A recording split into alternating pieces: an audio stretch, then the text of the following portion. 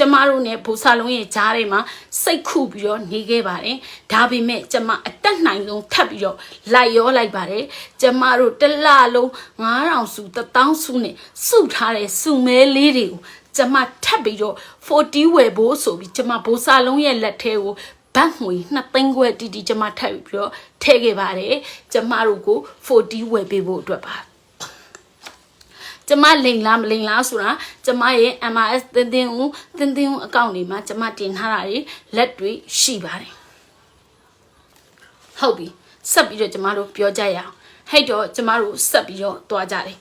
ဆက်ပြီးသွားကြပြီးတော့ကျမပေးစရာရှိတာကိုပေးတယ်မှားလို့အရေးပေါ်ရှေ့တန်းထွက်ကမယ်ဆိုရင်တနက်ကြိုးတွေမှားတယ်လိုအပ်တဲ့ပစ္စည်းမှားတယ်ရှေ့တန်းထွက်ဖို့အုတ်ခွက်ပကံတွေမှားတယ်ကျမကိုပြည်သူလှူတဲ့အလှူခံပတ်စံတွေမှလည်းမြဘသူဘလောက်လှူတယ်ဆိုတာစနစ်တကျထားပြီးတော့ကျမတို့ကဘာတွေဆိုပြီးဝယ်သမျှကိုလည်းစည်ရင်းစရာနဲ့တော့ကျမတို့ရဲ့ထောက်ဖို့အဖွဲ့ကိုကျမတို့ကတင်ပြရပါတယ်ကျမတယောက်တည်းမောင်ပိုင်စီးပြီးအလုတ်လုတ်နေခြင်းတခုမှမဟုတ်ပါဘာဝဲကျမတို့ကဘာဝဲရမယ်ဘာလုပ်ရမယ်ဆိုပြီးကျမတို့အကုန်လုံးကိုတင်ပြရပါတယ်ကျမတို့ရတဲ့ဟုတ်ပါပြီကျမတော်တော်လေးကိုရှည်သွားအဲ့ဒီချိန်တွေကကလေးတွေကအဲ့လိုစိတ်ကြီးဖြစ်နေအခုဝါမိထတိုက်ပွဲနော်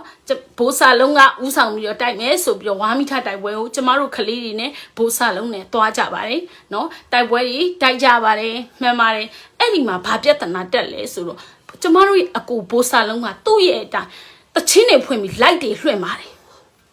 နော်ဒါကျမလိန်ပြောစရာမလိုပြည်သူအားလုံးသိမယ်လို့ထင်ပါတယ်တချင်းတွေဖွင့်ပြီးတော့လိုက်တွေလွှင့်အဲ့ဒီတချင်းတွေဖွင့်ပြီးလိုက်တွေလွှင့်တဲ့အခါကျတော့ခလေးတွေကဘာခံစားချက်ဖြစ်လာလဲဆိုကျွန်တော်တို့ကရှေ့တန်းမှာစစ်တိုက်နေရတာအကူကအနောက်ကနေအဲ့လိုလိုက်တွေလွှင့်ပြီးတော့တချင်းတွေမူးယူပြီးတော့တချင်းတွေဆိုပြီးတော့လိုက်တွေလွှင့်ကျွန်တော်တို့သူများတွေကပျော်ပွဲစားထွက်တယ်လို့ထင်မှာပေါ့တဲ့ကျမတို့ရဲ့ PDF တွေအဲ့လိုကျမကိုပြောတယ်နော်အဲ့အတွက်ကျမထားပါမပြောတော့ဘူးဘာမှမပြောနဲ့ခလေးတွေဆိုကျမမီတင်တစ်ခုတက်တယ်သိမှာပါအဲ့မီတင်မှာကျမ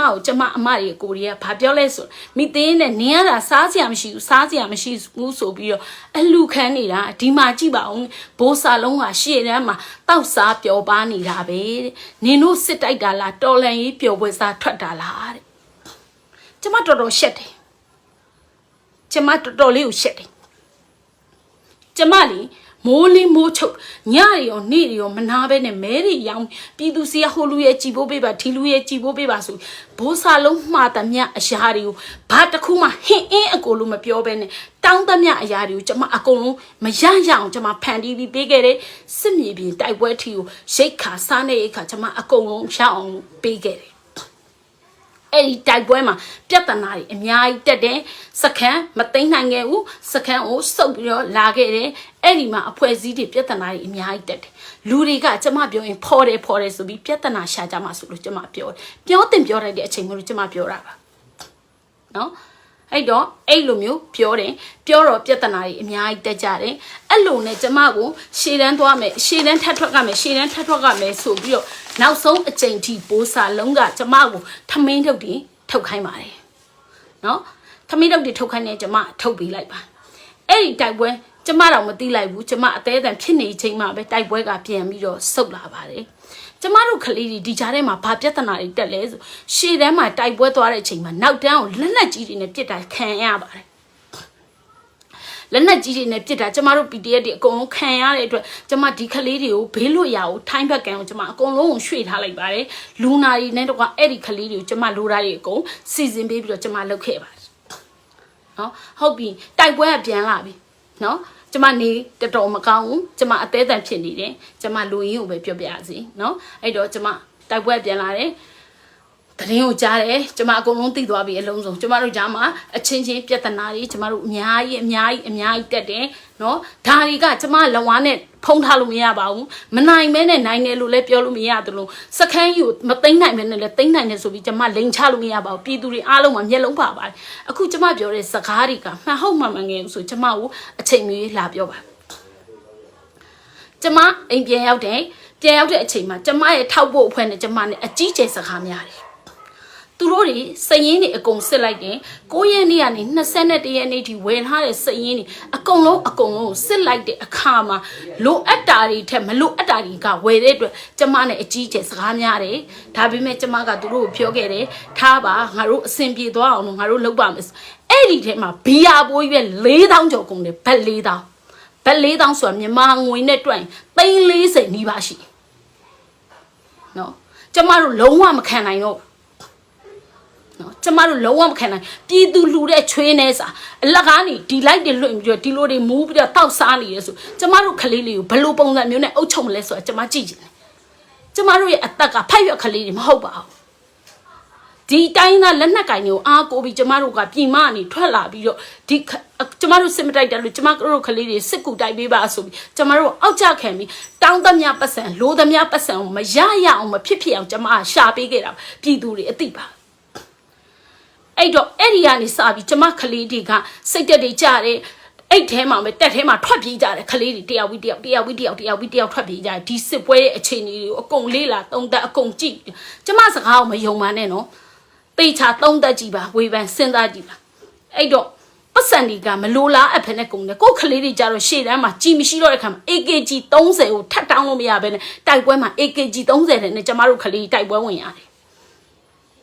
နော်ဘီယာပိုးတာဘတ်4000ကျော်ကြာကျမမခံနိုင်တော့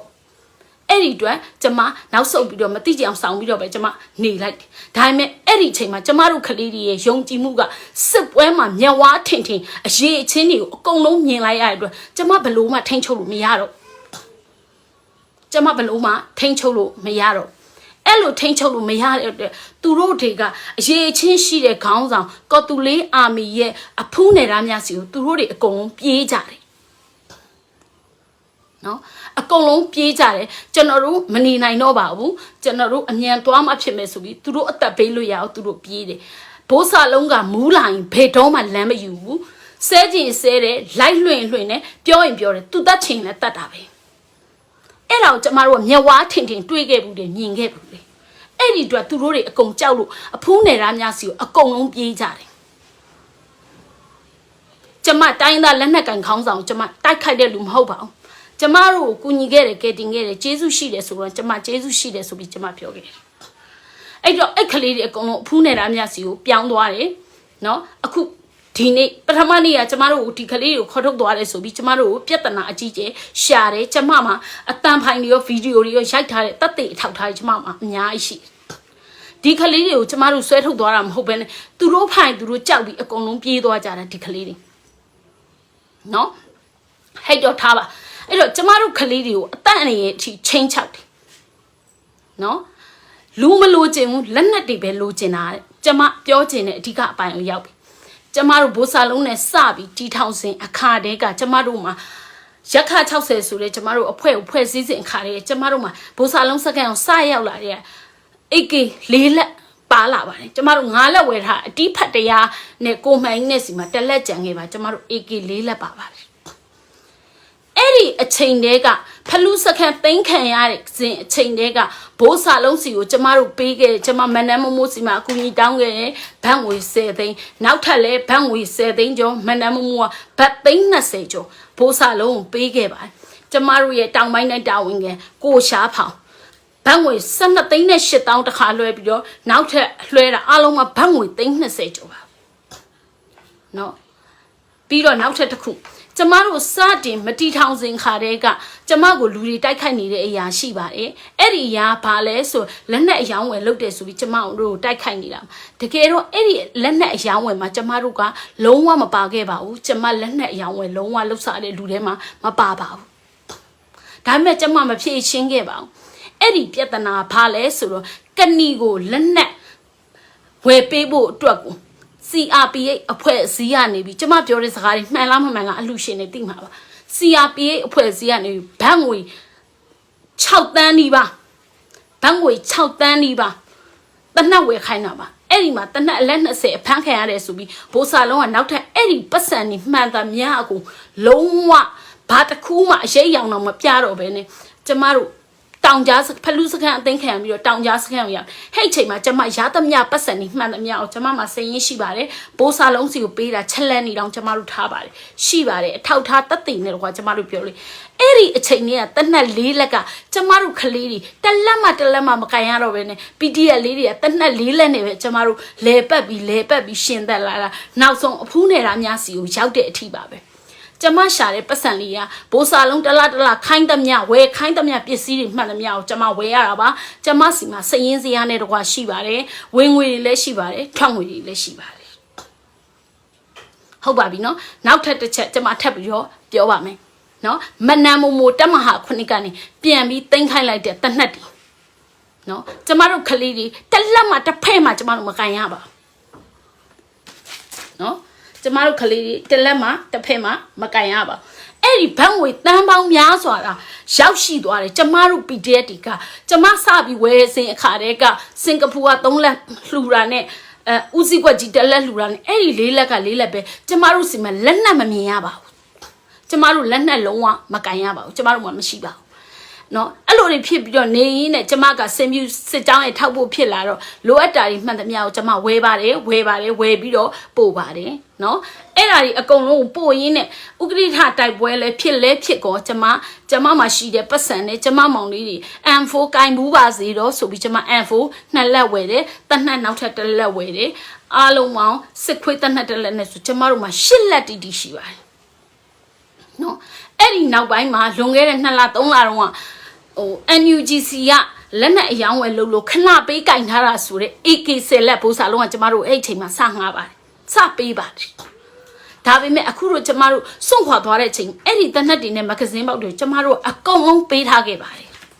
ကျမတို့တလက်မှယူမသွားပါဒါပေမဲ့ဘိုးစာလုံးကအခုကျမတို့ရဲ့ဌာနချုပ်ထီကိုလိုက်ပြီးတော့အဲ့ဒီတနက်တွေကိုယူသွားပါတယ်ဘာဖြစ်လို့လဲကျမမေးချင်တာကြီးနိုင်ငယ်ချင်းငါကတိုင်းရင်းသားလက်နက်ကင်မယ်ငါမှလက်နက်ရှိတယ်နင်တို့ PDF တွေလှုပ်ချင်တာလှုပ်လို့ရတယ်ဆိုပြီးကျမတို့နိုင်ထက်စင်းနေနဲ့အနိုင်ကျင့်လာတာကျမတို့ရှာခဲ့တဲ့ပတ်စံတွေကျမတို့အခုချိန်ကြီးတနက်တက်လက်မှကျမတို့မကင်ရသေးဘူးဘန်းငွေတန်းပေါင်းမြောက်များစွာနော်စင်ပြူစစ်ကြောင်းဆိုပြီးဒီဘန်းငွေ6တန်းနီးပါးကလည်းဒီ6တန်းနီးပါးလည်းစင်ပြူစစ်ကြောင်းဆိုပြီးဂုံပြူလာကျမတို့ရုံးဖွဲ့ကနေထုတ်ပေးလိုက်တာပါ